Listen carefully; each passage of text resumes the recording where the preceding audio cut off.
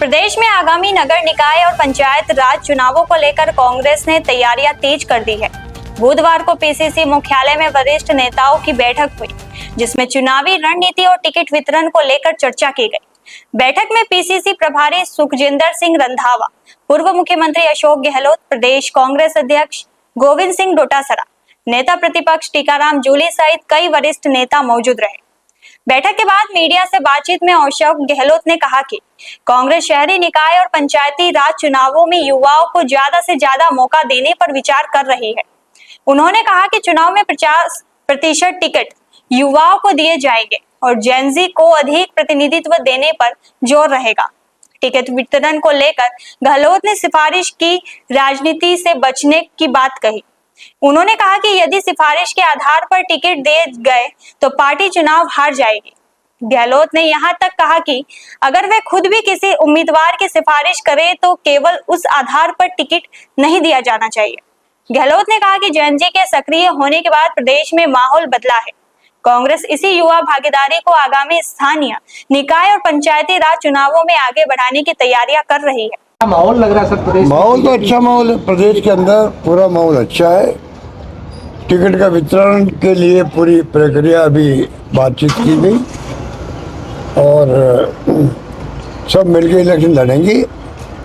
और मैं सबसे अपील भी करना चाहूँगा, तमाम हमारे जो एमएलए एमपी हैं, तमाम हमारे जिला Congress committee, block Congress committee, मंडल कांग्रेस कमेटी और पंचायतों के भी जो अध्यक्ष बनाए जा रहे हैं, हम सबको और आम कार्यकर्ताओं को भी कि ये चुनाव बहुत महत्वपूर्ण है, क्योंकि इस सरकार के 2.5 साल में देखा हमने, जो पट्टे हम 500 में दे रहे थे, 12 लाख पट्टे मैंने बांट दिए। इस सरकार के वक्त में बार बार अभियान चलाते हैं, अभियान फेल हो रहा है, कोई विकास हो नहीं रहा शहरों के अंदर।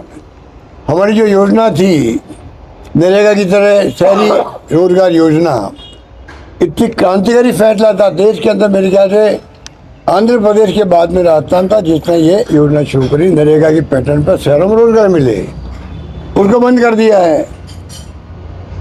तो कई योजनाएं जो राष्ट्रीय अंतर्राष्ट्रीय जो लोन आता है वो योजना बंद पड़ी है। अब ये हमारा जो आईपीएस टावर बन रहा है, ये भी हमने स्मार्ट सिटी की जो स्कीम थी उसको बनाया, साथ में लिया। तो बड़े बड़े काम हमने किए हमारे वक्त में। मिस्टर शांति धारीवाल के वक्त में ऐतिहासिक ही काम हुए हैं यूडीएच को, एलएसी को लेके, स्वास्थ्य संस्था को लेके, और ये बर्बाद कर दिया पूरा इन्होंने। इस मंत्रालय में ध्यान दे नहीं रहे हैं। ये मंत्रालय बहुत इम्पोर्टेंट है शहरों के लिए।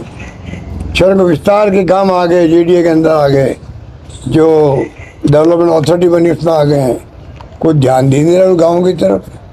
ये डिपार्टमेंट, ये मंत्रालय बहुत इम्पोर्टेंट है, उसके चुनाव हो रहे हैं और लोगों में बहुत गुस्सा है सरकार को लेकर के। मैं उम्मीद करता हूँ कि कांग्रेस भारी बहुमत जीतेगी, टिकट का वितरण ढंग से हो जाए, उसके लिए बातचीत हुई है।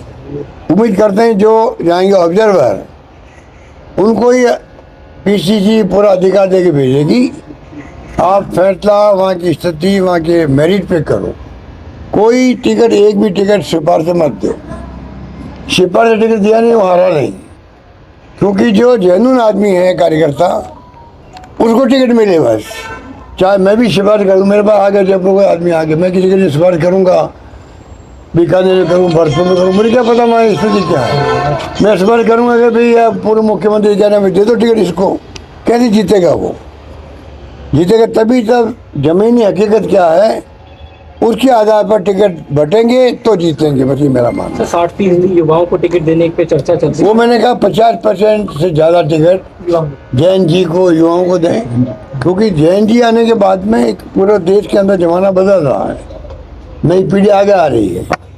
तो सीनियर का अनुभव काम लो, उनको भी साथ रखो, पर जो जेएनजी कहला दीजिए, युवा पीढ़ी कह दीजिए, इसका जो महत्व है उससे कोई इनकार कर नहीं सकता। जंतर मंतर पे जो एक आंदोलन किया इन्होंने, और राजीव गांधी जी ने जो धरने दिए पीएम हाउस के बाहर, फिर कांग्रेस कमेटी ने सब जगह धरने दिए, प्रदर्शन किए। मैंने भी भाग लिया 2 बार यहाँ पर जयपुर की सड़कों पर। उसके बाद में एक माहौल बन चुका है कि बदलाव पीढ़ी का हो रहा है।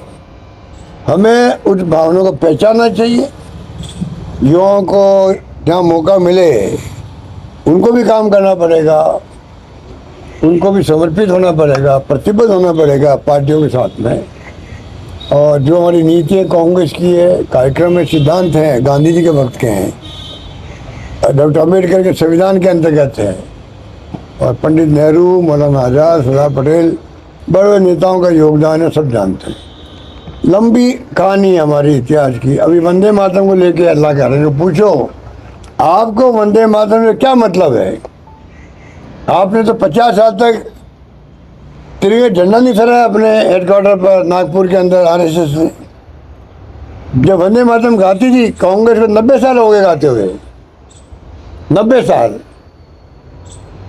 तो आप बताइए, कांग्रेस को 90 साल हो गए गाते हुए, और उस गायन के अंदर जो है अब एक बिल लेके आए, क्योंकि गिल्टी कॉन्शियस है, अपराध बोध ग्रसित है कि हमने 90 साल तक क्यों नहीं साथ दिया कांग्रेस का, या जो आंदोलन था अपना फ्रीडम मूवमेंट का। फ्रीडम मूवमेंट के वक्त में ये लोग अंग्रेजों से मिले हुए थे।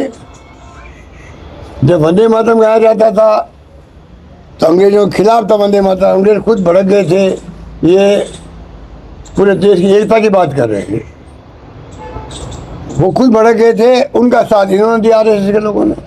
इन्होंने आरएसएस ने अपनी खुद की नई वो गीत बनाए इन्होंने अपना, जो शाखाओं में गाते हैं लोग।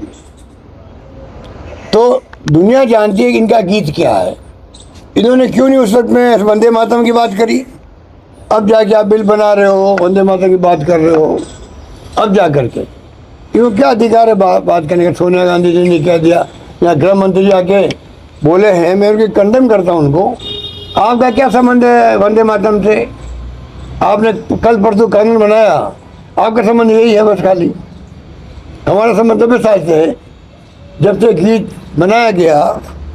उसके बाद में रविन्द्रनाथ टैगोर ने जब उस सानिध्य में कमेटी बनी, पंडित नेहरू उसके अंदर थे, सुभाष चंद्र बोस उसके अंदर थे, सबने मिल करके तय किया भाई क्या हमें वंदे मातरम में गाना है 90 साल पहले। और ये कल परसों की बातें करते करते ये विवाद पैदा कर रहे हैं। तो सोनिया गांधी जिनका एक और देश के अंदर अलग ढंग का है, जिस प्रकार उन्होंने